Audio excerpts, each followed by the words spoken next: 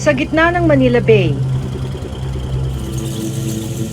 dahan-dahang naglalatag ng lambat ang 10 taong gulang na si June Ray. Sa bawat paglalayag ng bangka, umaasa ang bata na may mabibingwit na kahit ilang pirasong isda. Ba't ginagawa mo to? Para matulungan ko pang magulang ko. Wala pa sila pang pangbili ng pagkain po. Ngayon nila pang ulam. Kasi nagbubuto na po sila.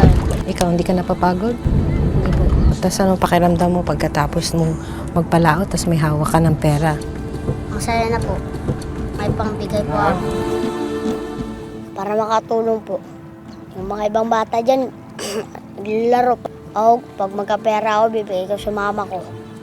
Pati po sa mga kapatid ko. Kung gusto nila mga pera.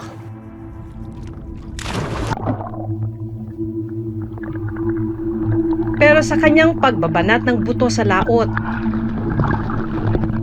may panganib na kailangan niyang harapin.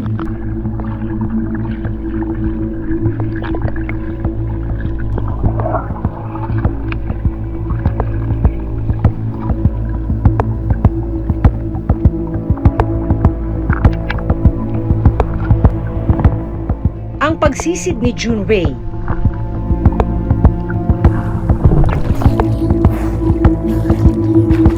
May mas malalim pa palang dahilan.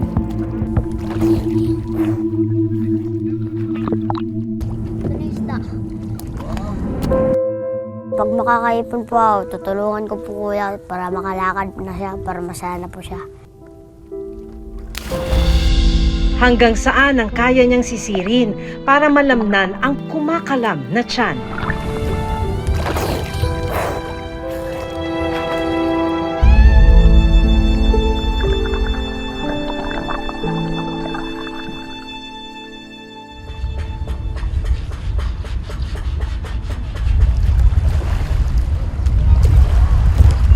Pagsikat ng araw, gatas at tinapay ang agahan ni June Ray Ronquillo.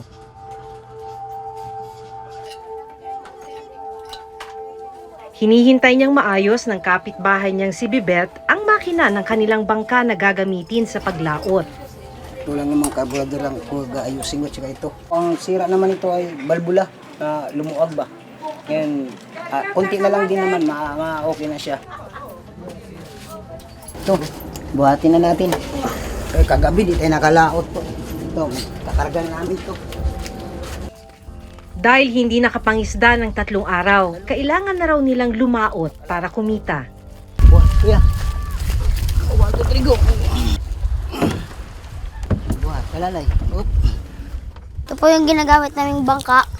Tapos ito din yung lambat na pinapag-area po namin. Dito po pepisto sa likod. Dito po ako umuupo. Tapos kung lumarga na po, dito ako po.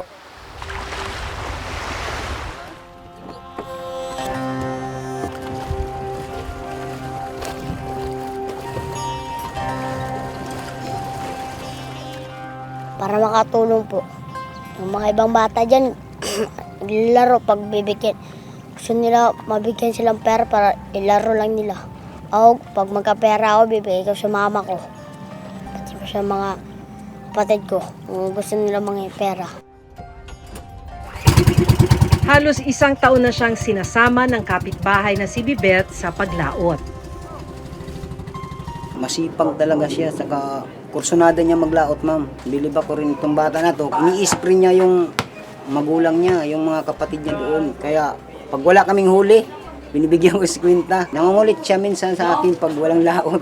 Gusto niya talaga, porsigido talaga, ma'am, para kumita siya. Madalas din daw kasing gutom ang bata, kaya pursigidong makapangisda. Pagdating sa isang bahagi ng Manila Bay, sinimulan na ni June Ray mag-arya o maglatag ng lambat sa dagat.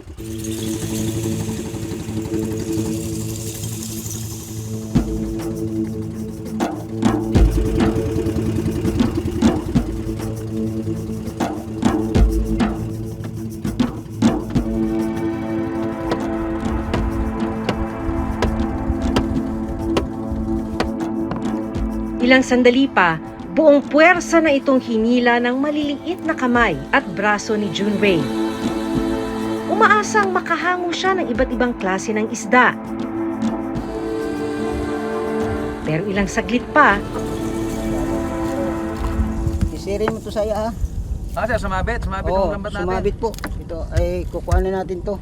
So Sumabit. pagka ganyan sumabit, anong mangyayari? Papasisid ko po to kang Bisaya. Yung si kuan. John Ray. John Ray po. walang alinlangang tumalon si Junrei sa tubig. At sumisid para ayusin ang lambat.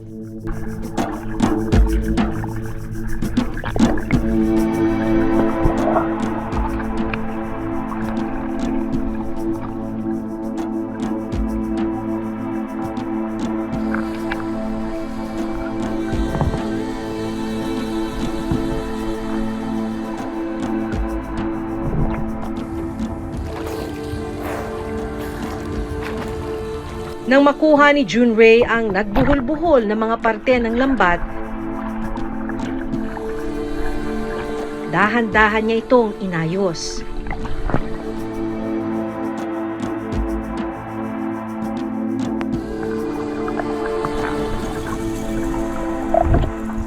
Sa pag-aaral, nakasugat na. Tapos magkasusugat ka naman, babalik na naman.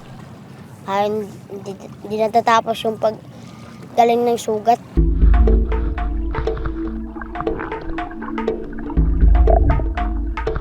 Maya-maya pa, kinuha ni Junrei ang ilan sa mga isdang pumasok sa lambat.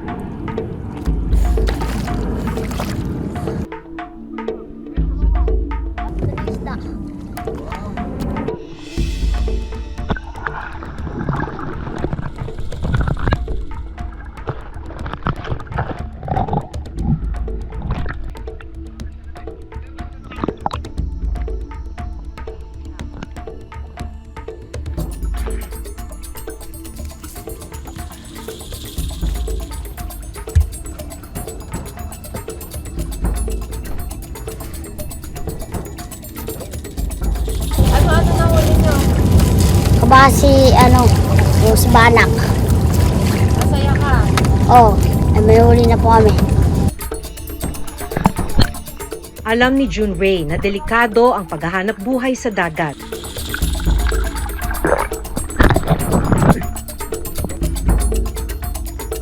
Sumisisid siya sa lalim na 15 talampakan ng walang kahit anong safety gear. Pero ito lang daw ang tanging paraan para may maiuwi siya para sa kanilang pananghalian.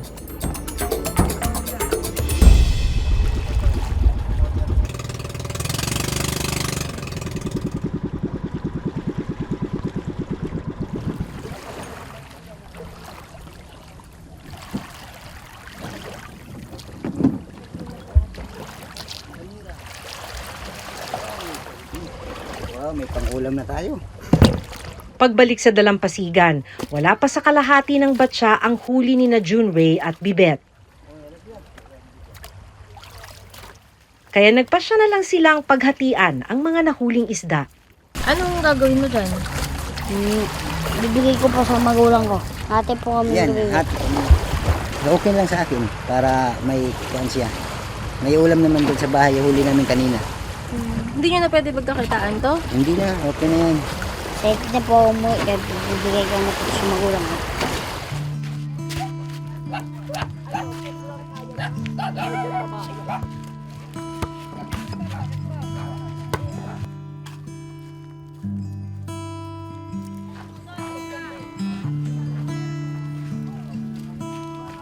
Agad na pinili ni Junrei ang mga huli nilang isda para malinisan.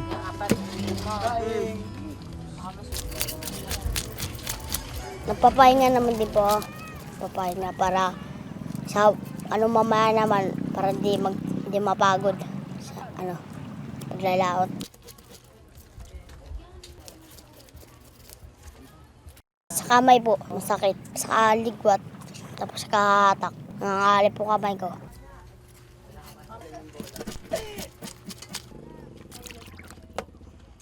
May mga sugat din siya mula sa pag-aayos ng lambat sa ilalim ng dagat.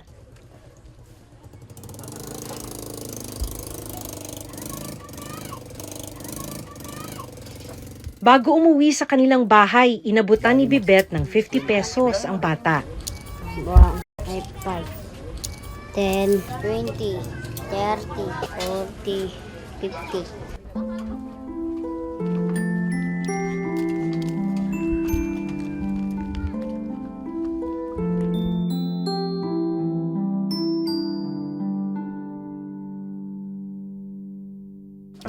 Ang pera, pinambili ni June Ray ng 1 kilong bigas Bili po ng bigas. Ha?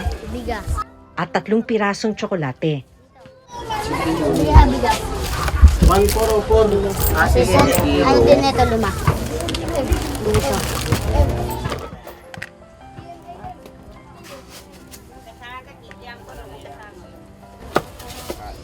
Ma-expose si Kanisang ko. Salamat.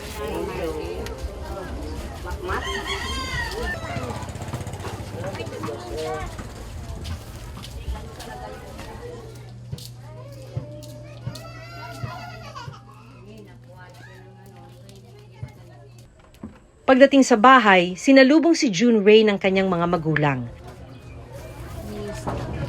Nagbihis ka?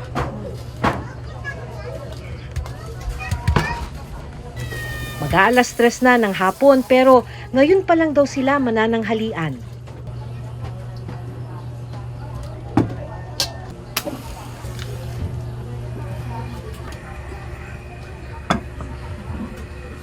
Kwento ng ina ni June Ray na si Mirasol, natanggal sa trabaho bilang janitor ang kanyang asawa nang magbawas ng tao ang pinapasukang kumpanya.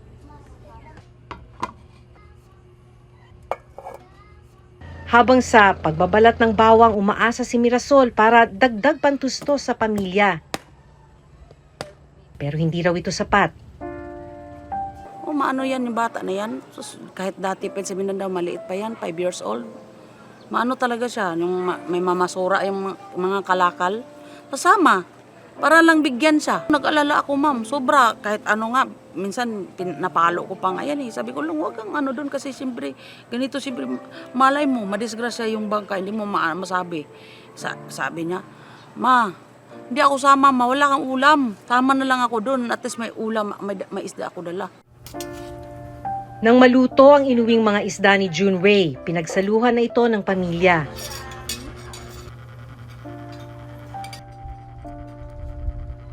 Dito na namin nalaman na may mabigat pa palang dahilan si June Ray sa kanyang maagang pagbabanat ng buto. Ang 18 taong gulang na kapatid niyang si James may karamdaman na hanggang ngayon hindi pa rin matukoy.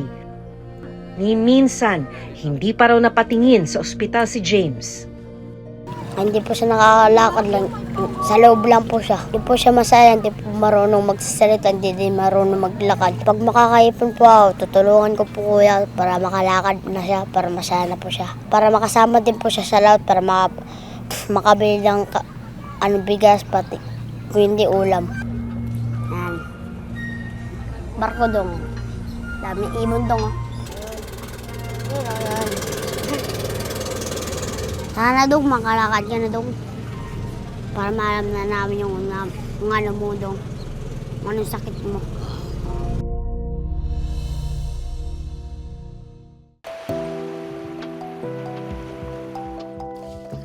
Dahil hindi sapat ang nahuli noong umaga, pagsapit ng hapon, naghanda muli sina June Ray at Bibet sa paglaot.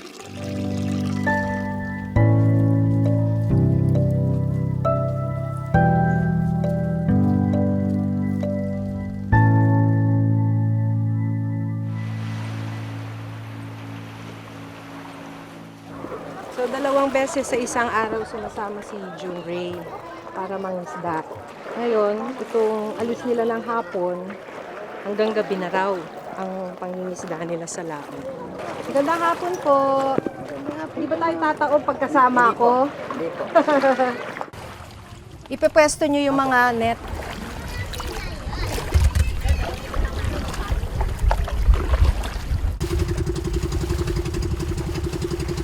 Saan banda?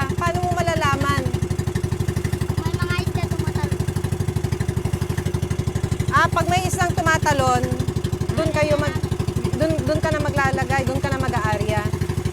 So, banda saan tayo?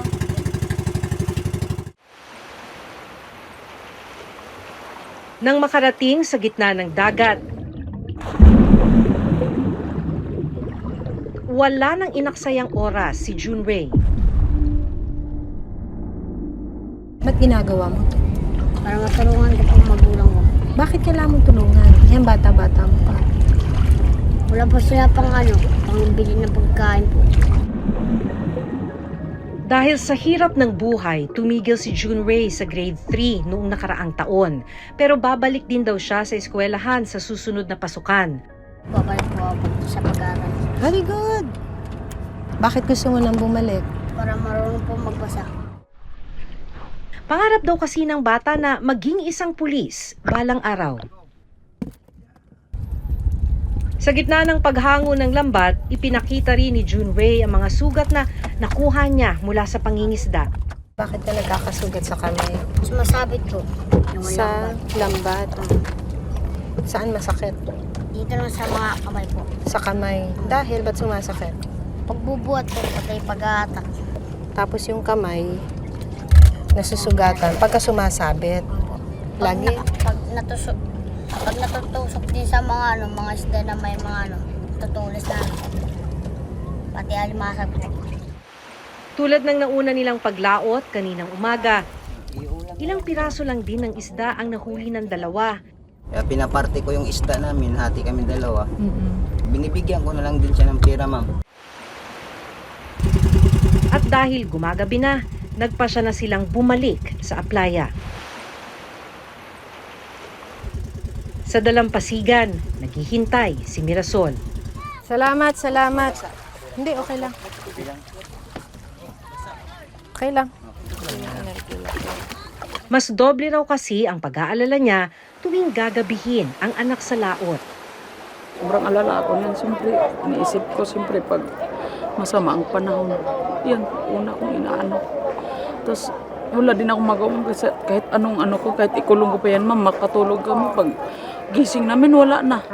O, tapos magulat ka na lang, may kakalabit sa'yo. Ma, tumaw, isda. Tapos, ma, pira, ma, bili ka bigas. Pero wala raw siyang magawa dahil gusto ng bata na makahanap ng pagkain nila. Siguro kung maluwag-luwag, makakain ng 3 beses, pero inano na lang namin, sinanay na lang namin na diretso na lang tanghali, tas gabi. Kasi sobrang hirap eh. Ang isa pang pangarap ng bata, mapatingnan ang kanyang kuya James. Pero ang problema, wala raw silang panggastos sa ospital.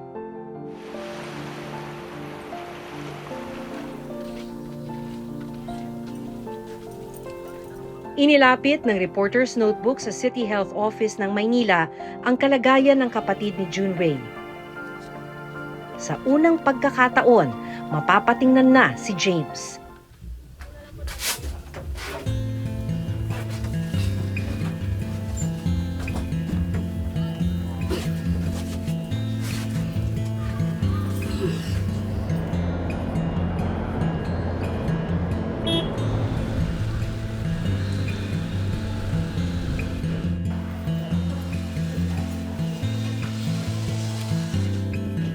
Hello! Pagdating sa ospital, iba't ibang espesyalista ang sumuri kay James. Sa inisyal na check-up, napag-alamang posibleng may global developmental delay o isang kondisyon kung saan naging mabagal ang pagdevelop ng utak ni James kumpara sa kanyang mga kaedad. Ito rin daw ang dahilan kung bakit hanggang ngayon hindi siya nakakapaglakad, nakakapagsalita o nakakakilos mag-isa. Dahil hindi nakakakain ng maayos at hindi sapat ang nutrisyong na ibibigay kay James, nalaman ding malnourished ang binata. Sa ngayon, mukhang ang kailangan talaga ni Dudong ay isang neurodevelopmental pediatrician. Meron kaming neuro at meron kaming developmental pediatrician naman po. So, i-refer po dun sa mga specialties po na yon. Ang importante, iti-take natin siya one step at a time. Si Junrei laking pasasalamat dahil sa wakas nasimulan na ang pagpapasuri sa kanyang kuya James. Pansin ko po din na masaya na din siya po. Masaya na. Din ako, masaya na po din ako. Salamat po ako, nagtulong po sa kanya ng pa-check up po. Ayon sa huling pag-aaral ng social weather stations noong December 2024, nasa 25.9% ng mga pamilyang Pilipino o mahigit 7 milyong pamilya ang nakararanas ng gutom. Tumaas ito mula 22.9% o mahigit 6 na milyong pamilya noong September 2024. Tumaas din ang bilang ng pamilyang Pilipino na nagsasabing sila ay mahirap mula 58% o mahigit 68 million families noong September 2024. Umabot ito ng 75 million families noong December 2024. Sa isinagawa namang survey ng social weather stations Enero nitong taon, lumalabas na isa ang problema sa gutom at kahirapan sa mga pangunahing issue na nakakaapekto sa desisyon ng mga botante sa darating na eleksyon. 87% ng mga tinanong ang nagsabing mahalaga na kabilang ito sa plataforma ng kanilang ibobotong kandidato. Kasama dyan, of course, would be pagtaas ng bilihin. Kung wala kang pambili or lumiliit yung kita mo or tumataas ang presyo dahil sa inflation, then likely naapektuhan yung abilidad mo para bumili ng pagkain, magluto ng mamalengke, etc.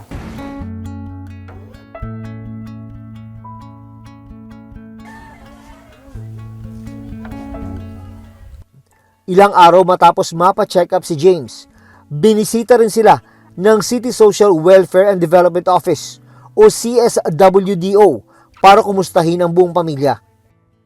Pangako ng CSWDO, tututukan nila ang kalagayan ng pamilya, lalo na si Junray na kailangang makabalik sa pag-aaral.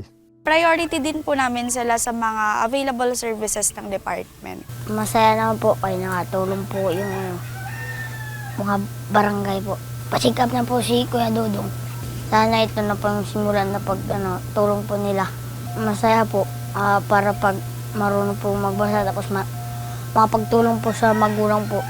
Maraming salamat po lalo na sa kuya ko na pina-check up na po. Milyon-milyong pamilya sa bansa ang patuloy na nakararanas ng gutom at kahirapan, gaya ng pamilya nila Junray. Umaasa silang magkakaroon ng isang tutok, agaran at pangmatagalang solusyon para sa problemang ito. Sa nalalapit na eleksyon, isa itong malaking hamon kung paano nga ba tutugunan ng mga susunod na uupo sa pwesto. Hanggang sa susunod na Sabado, ako si Maki Pulido. Ako si Jun Veneracion at ito ang Reporter's Notebook.